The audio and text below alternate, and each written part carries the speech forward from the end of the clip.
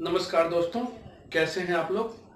दोस्तों, बीपीएससी मुख्य परीक्षा का जो हम लोग सीरीज स्टार्ट किए थे कि मुख्य परीक्षा के अंतर्गत कौन कौन से सब्जेक्ट और उनके अंतर्गत कौन कौन से महत्वपूर्ण टॉपिक है, उसी के सिलसिला में या उसी के कैरी में कह सकते हैं आज हम लोग इकोनॉमिक्स खंड को लेकर आए हैं। इकोनॉमिक्स पर सूक्ष्म व्याख्या किया जाए कि इसमें कौन कौन से इंपॉर्टेंट टॉपिक है, और यह टॉपिक न केवल इस बार के लिए बल्कि प्रत्येक बार कह सकते हैं कि हमेशा जब भी मुख्य परीक्षा की बात आएगी तो ये टॉपिक सारे इंपॉर्टेंट माने जाते हैं। तो इसके अंतर्गत जो व्याख्या किया गया है या फिर जो कह सकते हैं कि एक तरीका जो अपनाया गया है वो मेरा बिल्कुल अपना है, कोई जरूरी नहीं कि इसी तरीके को बीपीएससी निकालती है। तो चलिए इस चीज को हम लोग देखते हैं।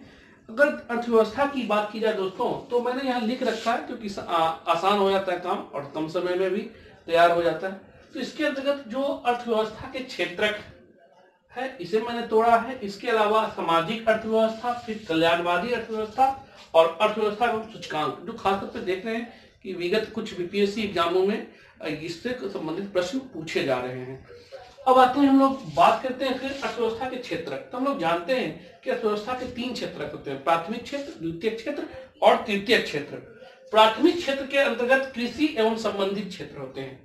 इसके अंतर्गत जो इंपॉर्टेंट टॉपिक है वो है कृषि, और कृषि में कई सारे प्रकार की कृषियों की चर्चा की जाती है। इसमें है एकीकृत कृषि, जैविक कृषि, शुष्क कृषि, किसानों की आय को दुगना करने का जो सरकार ने खासतौर पर जो नियम लगा, कह सकते हैं कि जो सरकार ने कहा था कि 2022 में किसानों की आय को दुगना करने का लक्ष्य रखा गया है। तो उसके लिए कौन कौन सी सरकार ने योजनाएं बनाई है और उसका क्रियान्वयन किस प्रकार किया जा रहा है, इसी चीजों पर हम लोग चर्चा करेंगे और यह क्वेश्चन भी यहाँ से बनता है। इसके अलावा कि सिंचाई व्यवस्था में भी खासतौर पर देखिएगा सरकार कई सारी योजनाएं बनाई है सरकार ने।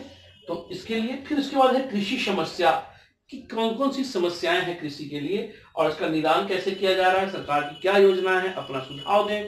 तो ये सारे मुद्दे इसमें पूछे जा सकते हैं। फिर उसके बाद है पशुपालन एवं मत्स्य पालन। खासतौर पर देखिएगा कि पशुपालन के अंतर्गत और मत्स्य पालन के अंतर्गत भी कई सारे प्रश्न बन सकते हैं। इसके अलावा है हरित क्रांति। इसके अंतर्गत आप प्रथम हरित क्रांति और द्वितीय हरित क्रांति दोनों देख सकते हैं। प्रथम हरित क्रांति की क्या उपलब्धि रही और क्या समस्याएं हुई, इन सब चीजों पर। फिर दूसरे हरित क्रांति की आवश्यकता क्यों है, ये सब मुद्दा हम लोग यहाँ पर नोट जब बनाते समय ध्यान रखेंगे।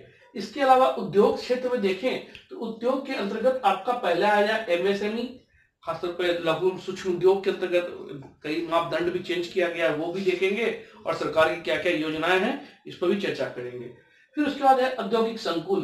पिछली बार देखेंगे बीपीएससी में भी यह क्वेश्चन पूछा गया है कि किसी औद्योगिक क्षेत्र में किसी खास उद्योग का विकास करने के पीछे क्या कारण है और इसके क्या क्या फायदे हो सकते हैं। तो ये सारी चीजें जो है वो औद्योगिक संकुल के रूप में हम लोग चर्चा करेंगे।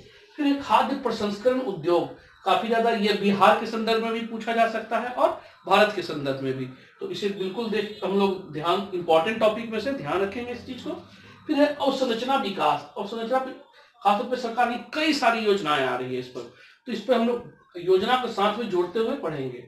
फिर ब्लू इकोनॉमी। दोस्तों भी सबसे ज्यादा बूम कह सकते हैं इकोनॉमिक सेक्टर में हो रहा है तो वह ब्लू इकोनॉमी में है।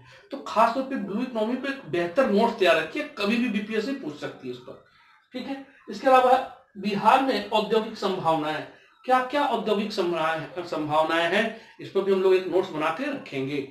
इसके अलावा हम लोग देखते हैं तो सेवा क्षेत्र में कौन कौन सी चीजें हैं। तो पर्यटन उद्योग खासतौर पे बिहार में भी क्या क्या इंपॉर्टेंट है और देश में भी। तो पर्यटन उद्योग। दूसरा है कृषि विपणन। आप इसे चाहे तो यहाँ भी डाल सकते हैं और यहाँ पर भी कोई दिक्कत नहीं है, आप जहां चाहे वहां पर देख सकते हैं। इसके अलावा दोस्तों सामाजिक क्षेत्र अर्थव्यवस्था जो है, सामाजिक अर्थव्यवस्था के अंतर्गत जो इंपॉर्टेंट टॉपिक है वह ऊर्जा संकट एवं समाधान क्या है। फिर है शिक्षा नीति क्या है सरकार की, खासतौर पर जो शिक्षा नीति नई लागू की गई है उसके अंतर्गत भी देख सकते हैं। इसके अलावा जनगणना, जनसांख्यिकी लवांश काफी ज्यादा पूछा भी जाता है। इसके अलावा फिर आर्थिक समृद्धि एवं आर्थिक विकास, यह भी इंपॉर्टेंट टॉपिक है बीपीएससी के पॉइंट ऑफ व्यू से, काफी ज्यादा सवाल पूछे जाते हैं। आर्थिक समृद्धि क्या है, आर्थिक विकास क्या है, भारत की आर्थिक विकास करना चाहता है। फिर इसके बाद हरित विकास भी इसी में जोड़ कर पूछा जा सकता है कि भारत की जो विकास है वह आर्थिक विकास ना होकर केवल हरित विकास की ओर है। सरकार द्वारा या कह सकते हैं पीएम द्वारा जो भाषण दिए जा रहे हैं, चाहे जो भी योजनाएं लाई जा रही है वो हरित विकास की ओर है, तो इससे भी प्रश्न पूछे जा सकते हैं। इसके अलावा अर्थव्यवस्था एवं और WTO, खासतौर पे देखिएगा कि अभी वर्तमान में जो कह सकते हैं कि एक तरह से कई सारे मुद्दे उठे थे WTO के संदर्भ में, जैसे WTO की प्रासंगिकता कैसी होनी चाहिए, क्या प्रासंगिकता है, या फिर कोविड-19 के दौरान WTO की क्या भूमिका रहनी चाहिए, या इसके अलावा स्तर पे देखते हैं कि एक आया था चाइना और अमेरिका के बीच व्यापार युद्ध वगैरह, जो भी चीजें ट्रेड वार वगैरह, तो ये सब चीजें भी WTO इंपॉर्टेंट था। तो खैर, और ये बीपीएससी की फेवरेट कह सकते हैं टॉपिक में से है। तो अर्थव्यवस्था और WTO, खासतौर पर कृषि विवाद जो रहा है WTO में भी, ये भी सब हम लोग देखेंगे यहाँ। फिर वैश्वीकरण का अर्थव्यवस्था पर प्रभाव, यह भी इंपॉर्टेंट टॉपिक है कि वैश्वीकरण का अर्थव्यवस्था पर क्या प्रभाव पड़ा, सकारात्मक प्रभाव और नकारात्मक प्रभाव, और न केवल वैश्वीकरण का अर्थव्यवस्था पर भारतीय संदर्भ में भी आप इसमें देख सकते हैं। फिर उसके बाद है कोविड-19 और अर्थव्यवस्था पर क्या प्रभाव पड़ा, सकारात्मक और नकारात्मक दोनों। निश्चित तौर पर कुछ न कुछ पॉइंट है, सकारात्मक प्रभाव भी पड़े हैं, तो इसे भी हम लोग देखेंगे, और नकारात्मक प्रभाव तो हम लोग जान ही रहे हैं, तो ये भी इंपॉर्टेंट है। फिर नीति आयोग, और नीति आयोग में ही आप पंचवर्षीय योजनाओं को भी देख सकते हैं, या फिर अभी वर्तमान में खासतौर पर देखेंगे कि 15वें वित्त आयोग के कुछ रिपोर्ट आया है, रिपोर्ट में क्या रहा है, बिहार के विशेष संदर्भ में क्या क्या प्रावधान किया गया है, तो ये सब चीजें हम लोग यहाँ पर नीति आयोग और उसके अंतर्गत ही पढ़ेंगे। फिर इसके बाद है PPP मॉडल, खासतौर पर देखिएगा कि पब्लिक प्राइवेट पार्टनरशिप के अंतर्गत कौन कौन से मॉडल लागू किए जाते हैं और इसके लिए क्या इंपॉर्टेंस है, इनका पॉजिटिव पक्ष क्या है, इनका निगेटिव पक्ष क्या है, रेलवे का निजीकरण के संदर्भ में भी हम लोग यहाँ पर देखेंगे।